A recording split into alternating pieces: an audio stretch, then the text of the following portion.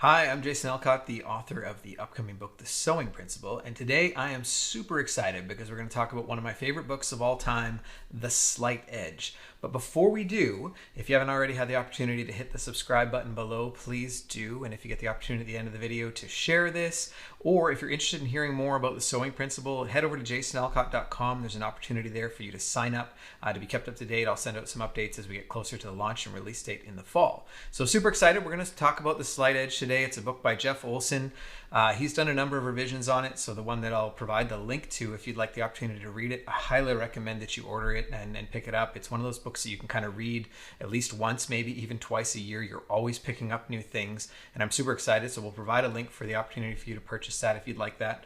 But I'm super excited. We're going to look at this from a slightly different perspective. I had thought about doing videos and doing like a book review for books that I love or books that I've read recently that I feel might be appropriate to kind of share, but I think what I want to do is just do a couple of top takeaways from the books that I bring them up. I think there's a lot of great videos that are already out there that do book reviews, and people do an excellent job of that. So I'm just looking for some of the key nuggets and points that I can bring up and highlight, and hopefully that I've found encouragement for me, and hopefully they'll find encouragement for you.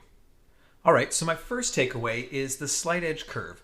I'm going to share that graphic with you. This is out of Jeff Olson's book, and he talks about, he sort of looks at your life, he looks at it as it kind of moves over time, and what are the little tiny things that we do daily, and how those little tiny things can impact our life, whether it's simple disciplines moving us in a more positive direction, or simply he calls it making decisions that aren't necessarily beneficial to you, so that are slowly moving you away. And when I look at that graph, I kind of see, well, if on the far side of the graph is what God's vision is he's given you for his life, sort of God's plan, what you're working towards, and then where you are today, it's not necessarily going to be massive leaps and bounds, which we'll talk about next, but it's going to be little tiny steps, little tiny things each and every day that are moving you in that positive direction. We see this whether it be not just in God's call and vision for our lives, but also in our health, in our physical health, and in our mental health.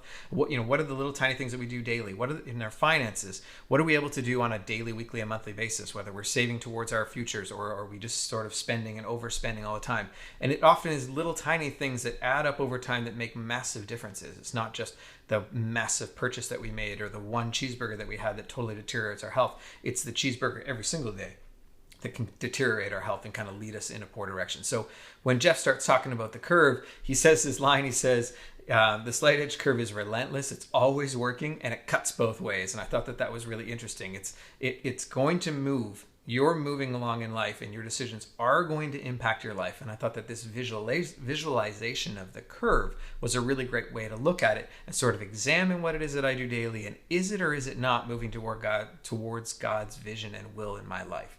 So is it or is it not moving me in a positive or a negative direction? I wanted to share that with you. That's definitely my number one takeaway. My second takeaway is in the book is this chapter that Jeff's got called Don't Fall for the Quantum Leap. And I love this concept because it's it's pervasive in our everyday life. When he's talking about the quantum leap, he says it's the quantum leap myth. And he also talks about a silver bullet and the lottery mentality, and how we're so often sold right now in, if you just do this, if you just buy this course or just take this, do this diet for 30 days and all of a sudden you'll be healthy. Do a juice cleanse, do a fast, whatever it is. Or, if you just do this ab workout for the next 28 days, you'll have abs even though you've never seen your abs before. I almost fell for that, but I've never seen my abs. I'm not sure they're there.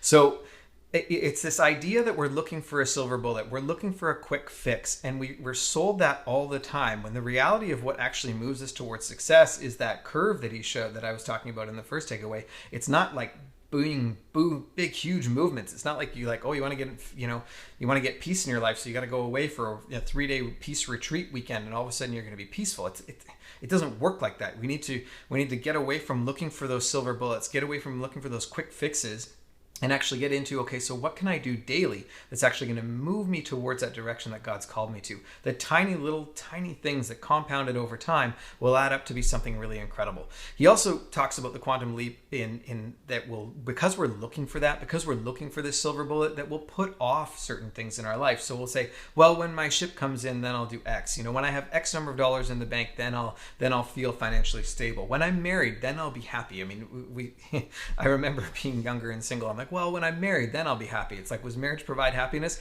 My wife is incredible. I'm very happy in our marriage, but marriage didn't make me happy. We get to choose to be happy in our daily decisions. And that's what moves us towards that. And that's a whole nother discussion. But this idea of the quantum leap, it's holding us back because we're holding on to it. And what I've found when I look at the quantum leap and silver bullets and how we're kind of sold that, I think it's robbing us of happiness. I think it's robbing us of joy. And I've seen that in my own personal life where I'm putting off acknowledging the blessings that are right in front of me and living like that I'm living in right now, because I'm so focused on, well, I'll be happy when, or I'll be content when, if I just had that job, then I'd be, happy or content, or this person, or if I just drove that car or just had this house.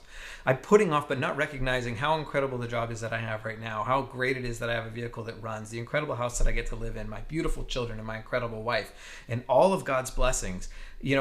I've got to take stock of it, because as Pastor Mark Clark says from Village Church, if you wake up and you're breathing, you're winning. That's a huge blessing. Let's start there, right? We're not told that a whole lot right now. We're told, well, you need to do X, you need to do Y, and the best way to get there is this quick fix, this silver bullet. So that was a huge takeaway for me. My third big takeaway is from a chapter he has titled, "You Have to Start with a Penny." And he tells this great story at the beginning of the book that I'm not going to get into, but you got to go and read it. And it talks about the power of compounding and how the value of, if you could double a penny every day, what does that look like over 31 days? And how a penny doubled every day works out to about just over $10 million. And he tells this story, and then he pauses and he says that people will come to him and be like, wow, that's amazing to think that you could start with nothing and then after 31 days have $10.5 million. And he always stops and he says, no. He didn't start with nothing. He started with a penny. You have to do something, is the point that he was making in this chapter. And I thought that was great. I thought it was really encouraging for me. It was kind of uplifting for me, because I believe that God has a vision for your life. I believe that God wants to do incredible things for you. I know he wants to do incredible things through me, and he's given me a vision for my life.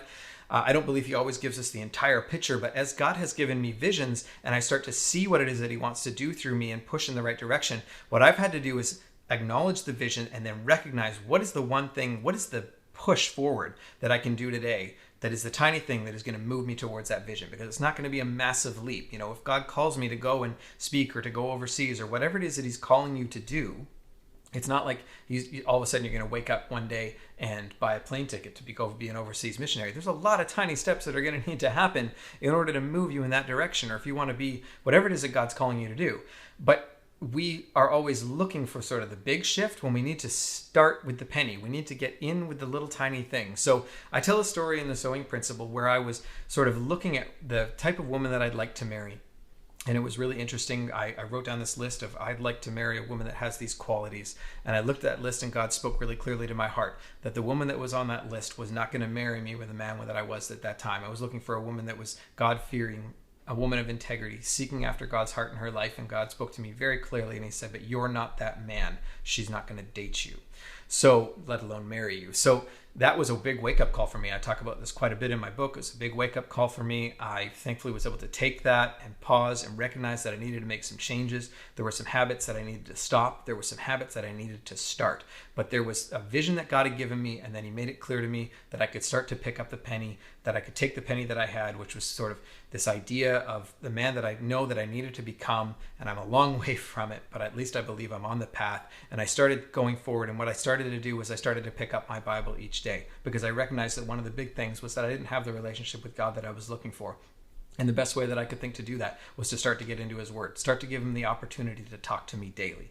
And by picking up his word over the number of years, I developed this incredible relationship with Jesus. Again, still a long, long way to go. But I'm so excited about the fact that I at least have that foundation, that he speaks to me every day through his word as I'm in his word. And I am married to the most incredible woman right now who's sort of, I batted out of my leagues. Like, she's incredible. But a big part of that was God spoke to me and helped me to become the husband that I needed to be, and I've still got a long way to go there. The father that I need to be, I've still got a long way to go there. But at least I believe that I'm making positive steps in the right direction. And so when I saw this chapter, you have to start with a penny, it was encouraging to me because I think sometimes it's possible for you to get a vision, to get a dream, to get a goal, and to put it up in front of you and be like, that's an awesome goal, and then turn around and we don't do anything. Nothing changes in our life on a day-to-day basis because we're looking for the big thing that we maybe need to do, when actually we maybe need to do the tiniest thing that you could possibly think of. And then when you take it and when you do that thing tomorrow or later today, whatever it is that's going to move you towards that goal, I want you to celebrate it, because we need to celebrate the win, because it's the, victory and happiness is in those tiny wins, in creating victory every single day in your life. So I thought that was a huge takeaway from this book. So thank you very much for listening. I really hope you grab a copy of The Slight Edge, and I'm excited to any questions or comments. I know I'm going to dive into more from this book in the future, in future videos, and just different concepts to be able to share. So any questions or comments are always welcome. Again, head over to jasonalcott.com, sign up so you can be kept up to date with the Sewing Principle. Have an awesome week, and I look forward to talking to you next week.